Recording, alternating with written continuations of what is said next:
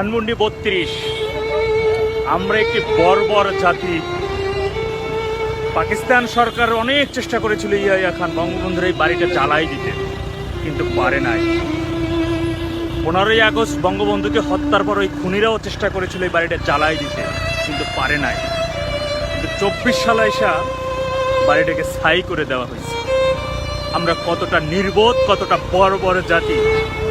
জীবনের 57টা বছরের তোরে এই দেশের জন্য বঙ্গবন্ধু জেল খাটছেন।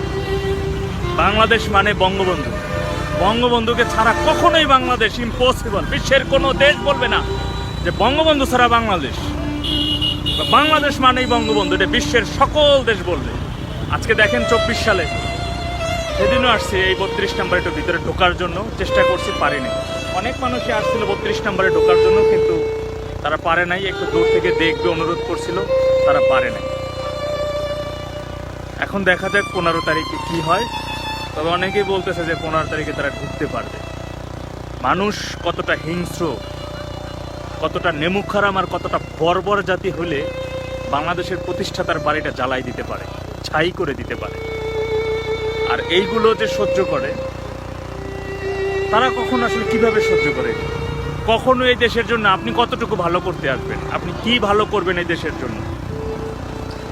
এই মানুষটা তো আওয়ামী লীগের সম্পদ হতে পারে না। এই মানুষটা তো কোনো ব্যক্তির সম্পদ হতে পারে না, কোনো দলীয় সম্পদ হতে পারে না। এই মানুষটা তৎকালীন সময় 7.5 কোটি মানুষকে নেতৃত্ব দিয়েছেন। 7.5 কোটি মানুষের জন্য, পুরো দেশটার জন্য। আজকে সেই মানুষটার বাড়ি জ্বালাই দেওয়া হয়েছে। সেই মানুষটার বাড়িতে আমরা ঢুকতে পারি না। একটু দূর থেকে দেখার অনুরোধ করছে, ঢুকতে পারি না। এখানে মিলিটারি দোহাই দেওয়া হচ্ছে। কত মানুষ মানে ভীষণ কষ্ট নিয়ে তারা ফেরত যাচ্ছে, মর্মাহত হচ্ছে।